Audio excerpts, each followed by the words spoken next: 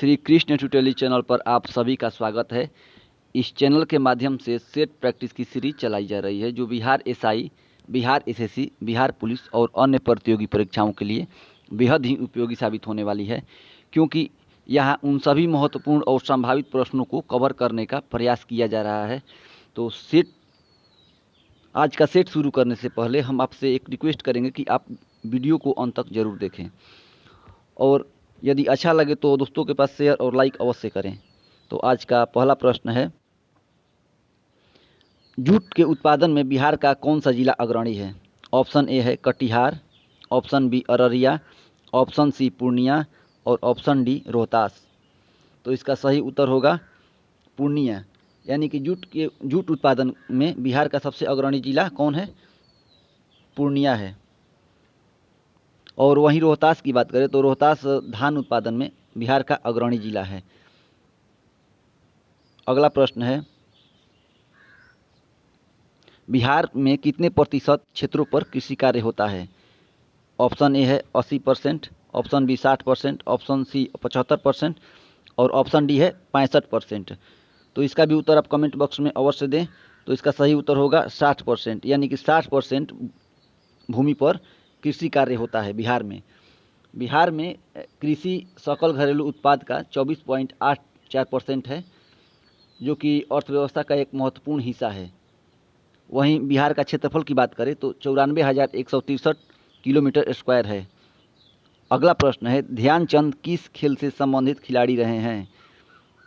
Option A है cricket, option B शतरंज, option C kabaddi और ऑप्शन डी हॉकी।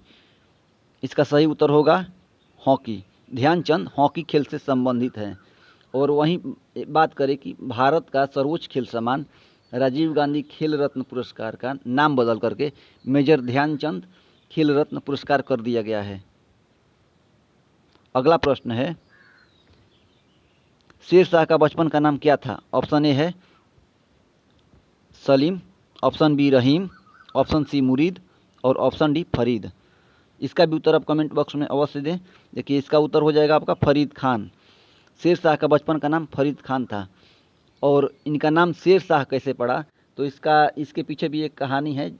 बचपन की इनकी एक घटना है जिसमें ये एक ही बार में एक शेर को मारकर घायल कर दिए थे। इनके कारण से इनका नाम शेर शाह पड़ा। और इनके पिता सासाराम के जमींदार थे और इनसे संबंधित एक महत्वपूर्ण युद्ध चौसा का युद्ध, जो कि बक्सर जिला में चौसा है, वहाँ 26 जून 1539 को हुमायूं और शेर शाह के बीच युद्ध हुआ था, जिसमें शेर शाह विजय प्राप्त किया था। और वहीं सासाराम में शेर शाह का मकबरा है और जीटी रोड का निर्माण भी शेर शाह से संबंधित है। अगला प्रश्न है, ट्राई ब्रेकर किस खेल से संबंधित है? ऑप्शन ए है tennis, option B football, option C hockey और ऑप्शन डी बी और सी दोनों। तो ट्राई ब्रेकर डी ऑप्शन हो जाएगा, बी और सी दोनों, यानी कि फुटबॉल और हॉकी दोनों से संबंधित है। वहीं हम फुटबॉल में बात करें तो फुटबॉल में 11 प्लेयर और हॉकी में भी 11 प्लेयर भाग लेते हैं। और टेनिस में यदि एकल की बात करें तो 2 प्लेयर और युगल की बात करें टेनिस में तो 4 प्लेयर भाग लेते हैं। और हॉकी टीम का पुरुष टीम की बात करें तो वर्तमान कप्तान हरमनप्रीत सिंह है। और वहीं आपका महिला टीम की बात करें तो महिला टीम का कप्तान है आपका सलीमा टेटे। अगला प्रश्न है, मुंगेर निम्न में से किसकी राजधानी थी? ऑप्शन ए है Kunwar Singh, option B Mir Singh, option C Birsa Munda और ऑप्शन डी सिराजुद्दौला। मुंगेर निम्न में से किसकी राजधानी थी? तो इसका सही उत्तर हो जाएगा आपका मीर कासिम। देखिए, क्योंकि अंग्रेजों के हस्तक्षेप से बचने के लिए मीर कासिम ने अपनी राजधानी मुर्शिदाबाद से मुंगेर स्थानांतरित की थी। तो इसका सही उत्तर हो जाएगा मीर कासिम। अगला प्रश्न है आपका अगला प्रश्न हो जाएगा कि इंकलाब जिंदाबाद का नारा किसने दिया था? इंकलाब जिंदाबाद का नारा किसने दिया था? ऑप्शन ए है Mahatma Gandhi, option B Subhash Chandra Bose, option C Bhagat Singh और ऑप्शन डी है चंद्रशेखर आज़ाद। तो इसका सही उत्तर हो जाएगा आपका भगत सिंह। भगत सिंह ने इंकलाब जिंदाबाद का नारा दिया था। वहीं हम महात्मा गांधी की बात करें तो महात्मा गांधी ने भी 8 अगस्त 1942 को भारत छोड़ो आंदोलन के समय करो या मरो का नारा दिया था। सुभाष चंद्र बोस की बात करें तो उन्होंने भी एक नारा तुम मुझे खून दो मैं तुझे आज़ादी दूंगा के नारा दिया था। अगला प्रश्न है, भारत में प्रथम सत्याग्रह गांधी जी ने कहाँ शुरू किया था? ऑप्शन ए है Hazaribagh, option B Champaran, option C Sabarmati और ऑप्शन डी बम्बई। तो इसका सही उत्तर हो जाएगा चंपारण, यानी गांधी जी चंपारण से अपना प्रथम सत्याग्रह शुरू किया था। चंपारण के किसान जो कि नील की खेती से त्रस्त थे, यानी कि यहाँ पर 20 कट्ठा में 3 कट्ठा नील की खेती करनी पड़ती थी, जिसमें किसानों का बहुत शोषण होता था। तो इसी उपलक्ष्य में किसानों के पक्ष में गांधी जी ने प्रथम सत्याग्रह चंपारण में किया था। वहीं गांधी जी का यदि हम दूसरा सत्याग्रह की बात करें, अगर ऐसा प्रश्न आ जाए कि गांधी जी का दूसरा सत्याग्रह कहाँ हुआ था, तो इसका उत्तर हो जाएगा खेड़ा। खेड़ा में 1918 में किसानों के पक्ष में गांधी जी यानी किसानों के समर्थन में गांधी जी ने दूसरा सत्याग्रह किया था। अगला प्रश्न है, संयुक्त राष्ट्र संघ यूएनओ का मुख्यालय कहाँ है? ऑप्शन ए है न्यूयॉर्क में, ऑप्शन बी जिनेवा में, ऑप्शन सी वाशिंगटन में और ऑप्शन डी रोम में। तो इसका सही उत्तर हो जाएगा न्यूयॉर्क में। न्यूयॉर्क में यूएनओ का मुख्यालय है। और संयुक्त राष्ट्र संघ की स्थापना की बात करें तो 24 अक्टूबर 1945 को इसकी स्थापना हुआ था। उद्देश्य यही था कि भविष्य में और कोई युद्ध न हो, यानी कि जो सेकेंड वर्ल्ड वार था इसका परिणाम भयावह था, यानी कि बहुत नुकसान हुआ था। तो इसी को रोकने के उद्देश्य से कि आगे युद्ध न हो, संयुक्त राष्ट्र संघ का स्थापना हुआ था, जो 24 अक्टूबर 1945 को हुआ था। और दूसरा विश्व युद्ध आपका 1939 से 1945 के बीच चला था, उसके बाद ही ये इसका स्थापना हुआ था। अगला प्रश्न है, महात्मा गांधी भारतीय राष्ट्रीय कांग्रेस के अध्यक्ष कब बने थे? ऑप्शन ए है 1916, ऑप्शन बी 1924, ऑप्शन सी 1905 और ऑप्शन डी 1934। तो इसका सही उत्तर हो जाएगा 1924 में। 1924 के बेलगाम अधिवेशन में जब सब मुख्य चेहरे जेल में बंद थे, तब मजबूरी में महात्मा गांधी ने बेलगाम अधिवेशन में अध्यक्षता संभाली थी। वहीं पहली बार गांधी जी 1901 में कांग्रेस के अधिवेशन में शामिल हुए थे। अगला प्रश्न है, दिल्ली के लाल किले में स्थित मोती मस्जिद को किसने बनवाया था? ऑप्शन ए है Sher Shah, option B Aurangzeb, option C Shahjahan और ऑप्शन डी है बहादुर शाह जफर। तो इसका सही उत्तर हो जाएगा औरंगजेब। औरंगजेब दिल्ली के लाल किले में स्थित मोती मस्जिद का निर्माण करवाया था। वहीं बीबी का मकबरा का निर्माण लाहौर में कराया था और पिंजौर गार्डन का हरियाणा में कराया था। और यदि हम औरंगजेब की मकबरा की बात करें तो ये खुलदाबाद औरंगाबाद में स्थित है। अगला प्रश्न है, श्वेत क्रांति का संबंध किस चीज़ से है? ऑप्शन ए है दूध से, ऑप्शन बी रेशम से, ऑप्शन सी अंडा से, ऑप्शन डी मछली से। तो इसका सही उत्तर हो जाएगा कि श्वेत क्रांति का जो संबंध है वो दूध से है। वहीं बात करें रेशम किस क्रांति से संबंधित है, तो रेशम क्रांति से संबंधित है। वहीं अंडा किस क्रांति से संबंधित है, तो अंडा और मुर्गी पालन दोनों आपका रजत क्रांति से संबंधित हो जाएगा। वहीं आपका बात करें हम मछली का, तो मछली नीली क्रांति से संबंधित है, यानी झींगा मछली जो है ये नीली क्रांति से संबंधित है। अगला प्रश्न है कि निम्नलिखित में से किसे लोकनायक कहा जाता है? ऑप्शन ए है महात्मा गांधी, ऑप्शन बी जयप्रकाश नारायण, सी बाल गंगाधर तिलक और डी राम मनोहर लोहिया। तो इसका सही उत्तर हो जाएगा आपका जयप्रकाश नारायण। जयप्रकाश नारायण को लोकनायक कहा जाता है। अगला प्रश्न है, वहीं महात्मा गांधी की बात करें तो बापू, राष्ट्रपिता और अन्य महापुरुषों द्वारा महात्मा गांधी को विभिन्न नामों से पुकारा गया है, जिसे हम बाद में कभी देखेंगे। अगला प्रश्न है, बुलंद दरवाज़ा निम्न में से कहाँ है? ऑप्शन ए है Delhi, option B Agra, option C Fatehpur Sikri और ऑप्शन डी जयपुर। तो इसका उत्तर आप कमेंट बॉक्स में अवश्य दें। बुलंद दरवाज़ा कहाँ है, तो इसका उत्तर हो जाएगा आपका फतेहपुर सीकरी। फतेहपुर सीकरी में, यानी कि फतेहपुर सीकरी में बुलंद दरवाज़ा है, जो कि अकबर द्वारा 1602 में गुजरात विजय के उपलक्ष्य में निर्माण कराया गया था। अगला प्रश्न है, भारत का व्यापारिक संबंध सबसे पहले किस यूरोपीय देश से स्थापित हुआ? ऑप्शन ए है Portugal, option B France, option C England और इनमें से कोई नहीं। तो इसका सही उत्तर हो जाएगा पुर्तगाल, यानी कि पुर्तगाल के साथ भारत का पहला व्यापारिक संबंध स्थापित हुआ था। वहीं बात करें आपका ये तो पुर्तगाल जो था वो 1498 में भारत के साथ भारत में प्रवेश किया था और यहाँ पर कंपनियों का स्थापना किया था। वहीं डच 1602 में, अंग्रेज 1600 में, डेनिश 1616 में और फ्रांसीसी 1664 में, यानी कि सबसे पहले पुर्तगाली आए थे 1498 में। और तो सबसे पहले पुर्तगाली हो गए 1498 में। ठीक है, अगला प्रश्न देखते हैं।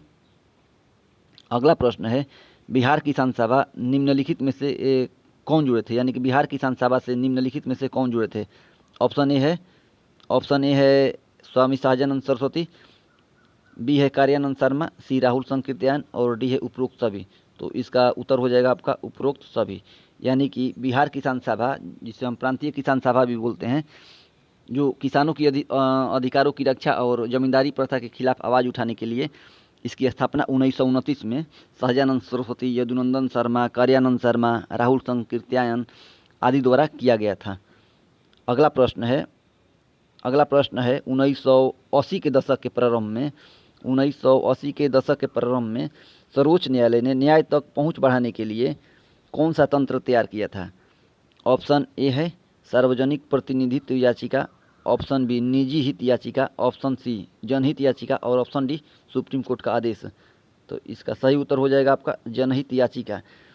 80 के दशक के प्रारंभ में सर्वोच्च न्यायालय ने न्याय तक पहुंच बढ़ाने के लिए जनहित याचिका तंत्र तैयार किया था, जो कि संसद प्रत्यक्ष और अप्रत्यक्ष, जैसे कि जनहित याचिका, जो कि कोई भी व्यक्ति चाहे उसका संबंध किसी मामले से हो या न हो, जनहित के किसी भी मुद्दे पर अदालत में याचिका दायर कर सकता है। और ऐसा पहली बार 1960 के दशक में अमेरिका में हुआ था और उसी के तर्ज पर भारत में भी इसकी शुरुआत की गई 1980 के दशक में। अगला प्रश्न है कि किसी भी देश में कानून बनाने का अंतिम अधिकार किसके पास होता है। ऑप्शन ए है संसद के पास, या सर्वोच्च न्यायालय के पास, या निर्वाचन आयोग के पास, या उपराष्ट्रपति के पास। तो इसका सही उत्तर हो जाएगा आपका संसद के पास, यानी संसद के पास देश में कानून बनाने का अंतिम अधिकार होता है, क्योंकि संसद प्रत्यक्ष और अप्रत्यक्ष लोगों का प्रतिनिधित्व करती है। और वहीं बात करें निर्वाचन आयोग का, तो वो चुनाव कराती है, और सुप्रीम कोर्ट की बात करें तो वो अधीक्षण और पालन कराने का कार्य करती है, और अवहेलना करने पर दंड देने की शक्ति भी सुप्रीम कोर्ट के पास है। वहीं उपराष्ट्रपति हैं जो राज्यसभा का सभापति होते हैं। अगला प्रश्न है, वार्षिक वित्तीय संसद के दोनों सदनों के समक्ष कौन रखवाता है, यानी जो वार्षिक वित्तीय विवरण है संसद के दोनों सदनों के समक्ष कौन रखवाता है। ऑप्शन ए है प्रधानमंत्री, ऑप्शन बी वित्त मंत्री, ऑप्शन सी स्पीकर और ऑप्शन डी राष्ट्रपति। तो इसका सही उत्तर हो जाएगा आपका राष्ट्रपति। राष्ट्रपति वित्त मंत्री से कहकर अनुच्छेद 112 के अंतर्गत वार्षिक वित्तीय विवरण पेश कराते हैं, जिसे हम आम भाषा में बजट कहते हैं। अगला प्रश्न है, सर्वोच्च न्यायालय के मौलिक क्षेत्राधिकार में क्या शामिल है। सर्वोच्च न्यायालय के मौलिक क्षेत्राधिकार में क्या शामिल है। ऑप्शन ए है आपराधिक मामले, ऑप्शन बी दीवानी मामले, और ऑप्शन सी हो जाएगा आपका संघ और राज्यों के बीच विवादों का निपटारा। ऑप्शन डी हो जाएगा आपका जनहित मामलों में राष्ट्रपति को सलाह देना। यानी कि फिर एक बार हम इस प्रश्न को दोहराते हैं कि सर्वोच्च न्यायालय के मौलिक क्षेत्राधिकार में क्या शामिल है। तो ऑप्शन ए है आपराधिक मामले, ऑप्शन बी दीवानी मामले, और ऑप्शन सी है संघ और राज्यों के बीच विवादों का निपटारा, या डी ऑप्शन हो जाएगा जनहित मामलों में राष्ट्रपति को सलाह देना। तो इसका सही उत्तर हो जाएगा आपका मौलिक क्षेत्राधिकार का यहाँ बात किया गया है, तो इसका उत्तर हो जाएगा सी, यानी संघ और राज्यों के बीच, या राज्यों के बीच जो विवादों का निपटारा होता है, ये आपका मौलिक क्षेत्राधिकार के अंतर्गत आएगा। वहीं अन्य क्षेत्राधिकार की बात करें तो अन्य क्षेत्राधिकार में आपका आपराधिक मामला, दीवानी मामला अपीलीय अधिकार के रूप में आ जाएगा, और अनुच्छेद 143 के अंतर्गत राष्ट्रपति को सलाह देना भी शामिल है। अनुच्छेद 143 के अंतर्गत राष्ट्रपति को सलाह देना शामिल है। अगला प्रश्न है कि सोवा रिगपा क्या है।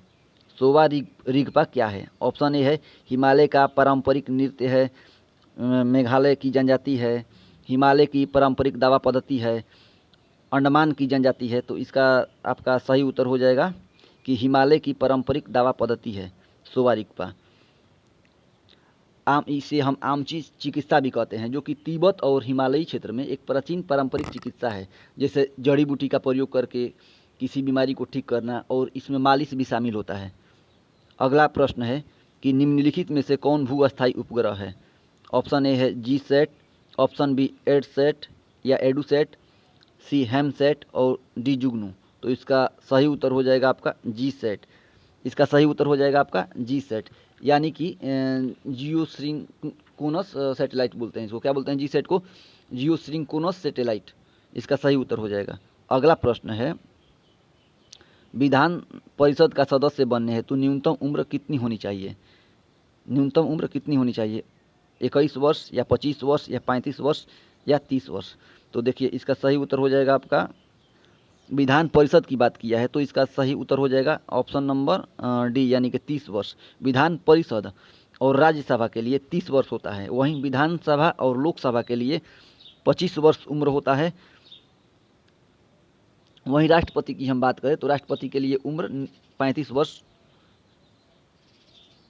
होता है। अगला प्रश्न है,